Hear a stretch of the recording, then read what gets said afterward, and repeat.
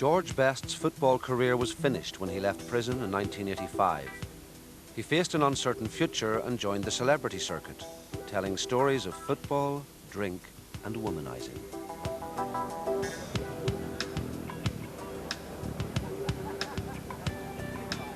So what happened to the man whom Pelé himself called the greatest footballer? Let's ask George Best. Talk shows and the after-dinner circuit were a mixed blessing. The money was good, but drink was a constant companion. I still love the game. I love it. But I watch it, and they've got no idea what they're doing. If you're an alcoholic, you're an alcoholic. It's as simple as that. You don't have good or bad days. You're an alcoholic when you're born. Terry, I like screwing, all right? Oh, all right. So what do you do with your time these days? Screw. I see. Ladies and gentlemen, George Best. The only time you can distinguish when drink's a problem is when it controls you, as opposed to you controlling it. And that's when you know that there is a problem. Drink was in total control of Best. In the bars near his Chelsea home, he could consume 4 bottles of wine before moving on to vodka. Then he'd sleep with another bottle of wine by his bed. The alcohol was ravaging his body. George Best has told friends he'll never drink again. He spent a second day in hospital undergoing tests on his liver.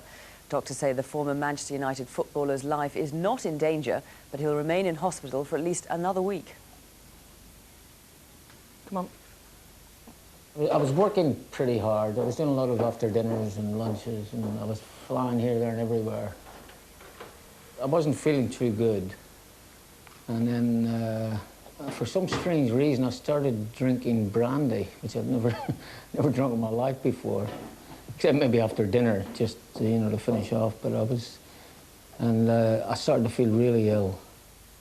He was just getting worse, and he was so ill, and he was in so much agony.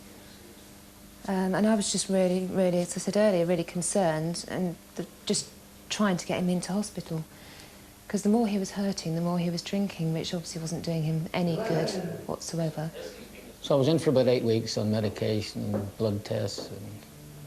And, so I realised then that it was pretty serious. Best's liver could no longer process the poisons raging through his system. After so many years of abuse, his body was near total collapse.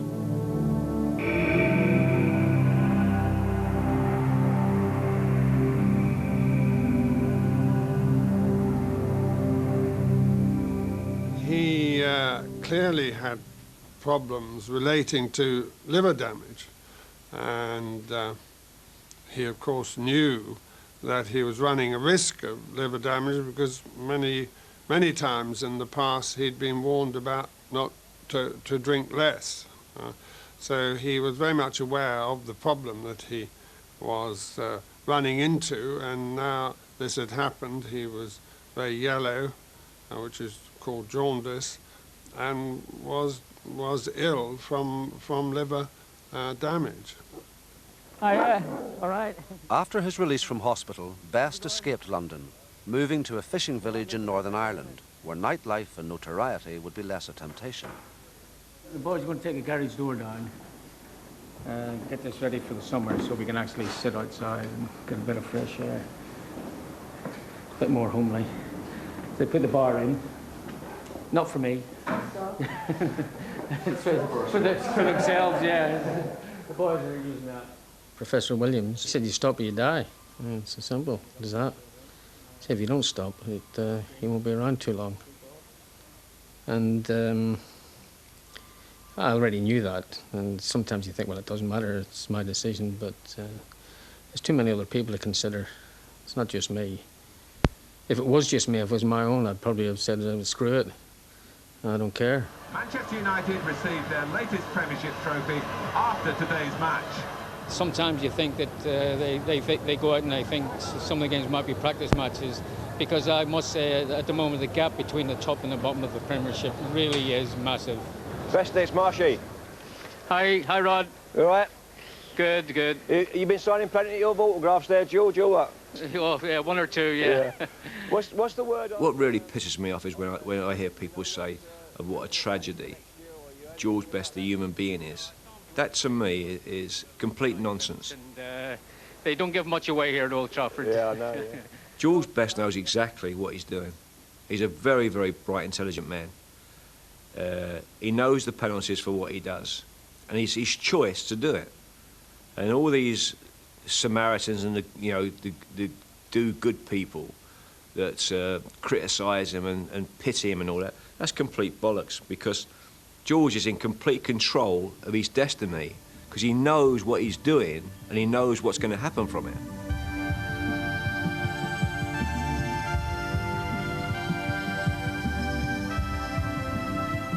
A bar owner who is a friend of George Best today urged publicans here not to serve the former Manchester United superstar with any more alcohol. The plea came amid growing concerns for Best's health after reports that he had started drinking again. But Best started to drink again despite all the warnings. Rumours swept through Belfast that the city's most famous footballer had died. The BBC had phoned up and they said, "We've heard George Best is dead." And I said, "Well, I'm sure I'd have heard about it." And I couldn't get... Alex was over in London at the time. I was phoning George, well, constantly, just phoning. There was no answer. And although I knew that George wasn't dead, you know, George Best just doesn't die and you have a phone call from somebody saying they're from the BBC. You know, if George Best is dead, it's going to be screamed all over the world. I was really disappointed and upset, very worried. It's just an awful situation because you don't know what to do, but at the end of the day, George is his own boss and it's up to George. You know, if he knows that if he does drink, that it will kill him.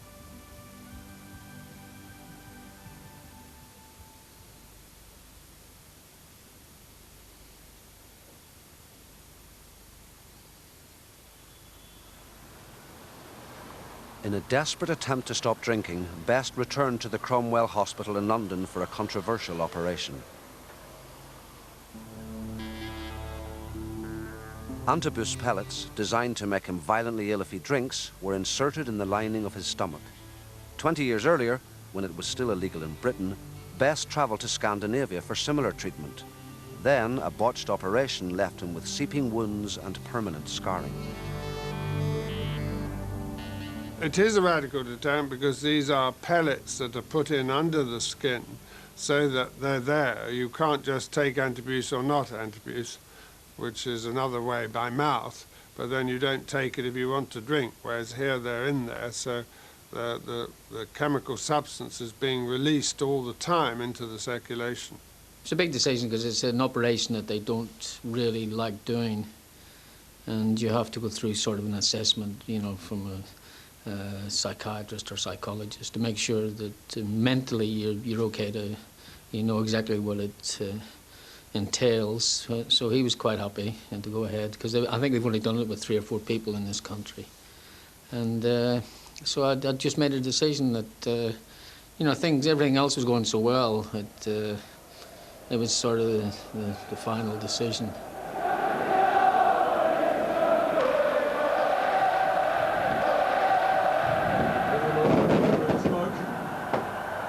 Like an entrance WWF champions for a 3rd successive season, for the 7th time in 9 years. Manchester United remain the masters in English League football.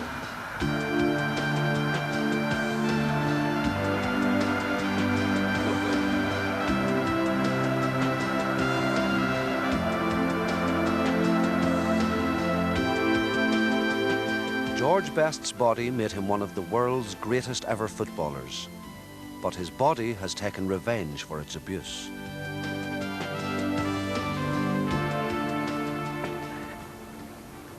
"30 years on, it craves the alcohol that could kill him." Refusing to give in is the struggle George Best will face for the rest of his life. There's nobody in the world's got control of alcohol or drugs. They control you, unfortunately.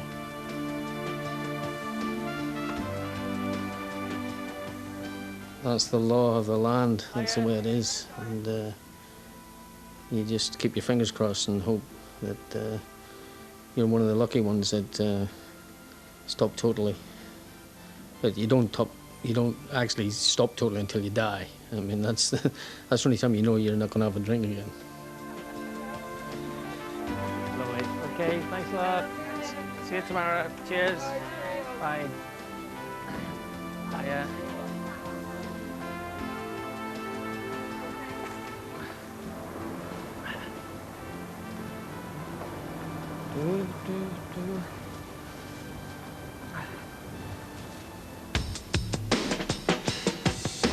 What can you say about George Best?